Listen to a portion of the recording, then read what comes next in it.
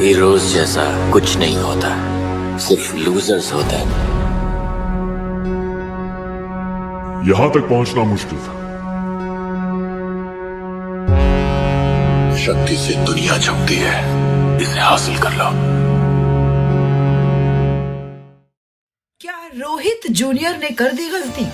बिन बुलाए कौन आया जादू के प्लैनेट पर? क्यों काम नहीं कर रही है क्रिश की सुपर पावर्स? क्रिश 4 के लिए न जाने फैंस कब से वेट कर रहे हैं, लेकिन 9 साल का वेट हमें कहानी में कुछ तो अलग दिखाएगा ही। तो होगा कुछ ऐसा कि कहानी को आगे बढ़ाने के काम अब क्रिश के बेटे रोहित जूनियर का है। क्रिश 4 से हमारे फेवरेट और इकलौते सुपर हीरो की वापसी होगी पूरे 9 साल बाद।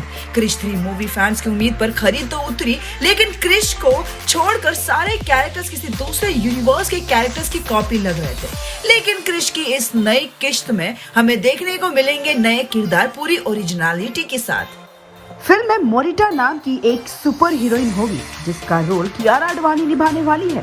साथ ही एक फीमेल एलियन भी है जिसका नाम रोनीमा है, जिसका रोल भूमि पेडनेकर निभाने वाली है। कासुबा के रोल में हमें नवाजुद्दीन सिद्दीकी देखने को मिलेंगे। रोहित जूनियर का रोल टाइगर श्रॉफ निभाने वाले हैं। क्रिश तो हमेशा की तरह ऋतिक रोशन ही होंगे, लेकिन प्रिया के रोल के लिए अभी प्रियंका और दीपिका में से फाइनल करना बाकी है। डॉक्टर आर्या का रोल पार्ट 1 में नसीरुद्दीन शाह ने निभाया था, लेकिन इस बार वो रोल शायद रवीना टंडन निभाएंगी। हाँ, केजीएफ में रमी का सीन बनकर पूरा गेम पलटने वाली रवीना इस बार मेन विलन होने के साथ फिल्म की कमान संभालेंगी। फिल्म की कहानी शुरू होती है रोहित मेहरा की लैब से, जिसमें अब सिर्फ क्रिश का बेटा रोहित जूनियर जाता है। वो अपना दिन ज्यादातर वक्त वहीं बिताता है। रोहित तब पता चलती है जब वो अपने ड्राइंग रूम में बैठकर टीवी पर न्यूज देख रहा होता है, जिसमें बताया जाता है कि एक एलियन अर्थ पर आकर अटैक कर रहा है। वो एलियन अर्थ पर लोगों को बिना वजह मार रहा है और अलग अलग बिल्डिंग्स में तोड़फोड़ कर रहा है।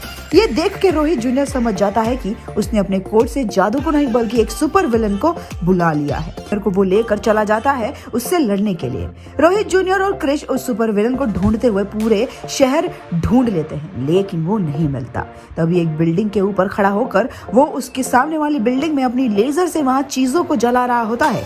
क्रिश जब ये देखता है तो वो उसे रोकने जाता है, लेकिन क्रिश की पावर्स उसके सामने कुछ भी नहीं है। रोहित जूनियर और क्रिश दोनों मिलके इस सुपर विलन से लड़ने की कोशिश करते हैं, लेकिन इस सुपर विलन के सामने दोनों की सारी पावर्स बेअसर हो जाती है। फाइट कर रहे होते हैं, वो विलन बस क्रिश को जान से मारने वाला ही होता है। तभी रोहित जूनियर उस स्पेसक्राफ्ट में बैठकर अपने पापा को एक सेफ जगह ले जाता है। इस स्पेसक्राफ्ट को ऐसे डिजाइन किया गया है जिससे बाहर से किसी भी वेपन का असर उस पर नहीं होता। रोहित जूनियर के पास बस सुपर पावर्स ही नहीं बल्कि सुपर ब्रेन भी है, जिससे वो ये समझ जाता है कि उसके कोड सही जगह ही गए हैं और ये जादू ही है, बस इसका नेचर वैसा नहीं है जैसा पहले था। रोहित को ये बात तब समझ आती है जब वो ये सोचता है कि उसकी और उसके पापा क्रिश की पावर्स इस विलन के सामने क्यों नहीं काम कर रही है।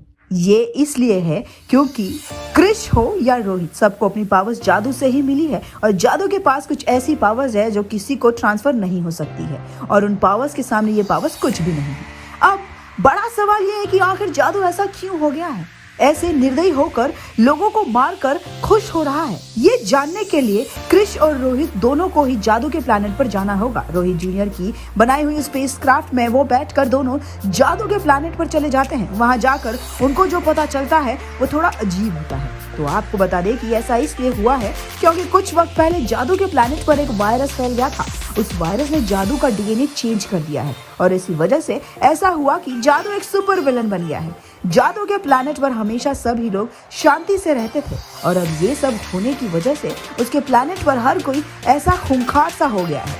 कुछ लोग जो उस वायरस से इफेक्ट नहीं हुए वही अब भी अच्छे हैं और उन्हीं में से एक ने रोहित जूनियर और क्रिश को ये सारी कहानी बताई है। जादू और उसके प्लैनेट के लोगों का डीएनए चेंज करने की ये किसी की साजिश है, जिसने ये वायरस इन्हें प्लैनेट पर रिलीज कर दिया है और इन्हें सुपर विलेंस बना दिया है। अब रोहित जूनियर इस परेशानी का हल निकालना चाहता है और वो अपने पापा को बताता है कि ये डीएनए चाहे किसी ने भी चेंज किया हो, लेकिन सिर्फ एक ही इंसान है जो जादू को सही कर सकता है और वो है मेरे दादाजी रोहित मेहरा, क्योंकि जितने अच्छे से वो जादू को जानते हैं कोई नहीं जानता। तब क्रिश रोहित जूनियर से कहता है कि तुम्हारे दादाजी अब इस दुनिया में नहीं हैं और हम उनकी मदद नहीं ले सकते। तब रोहित जूनियर अपने पापा को अपने दादाजी की बनाई टाइम मशीन के बारे में बताता है। ये सुनकर क्रिश रोहित जूनियर की बातें मान लेता है और उसे लेकर अर्थ पर जाता है, जहाँ पर दोनों टाइम मशीन का यूज करके पास्ट में पहुंच जाते हैं और रोहित मेहरा को ढूंढने लगते हैं।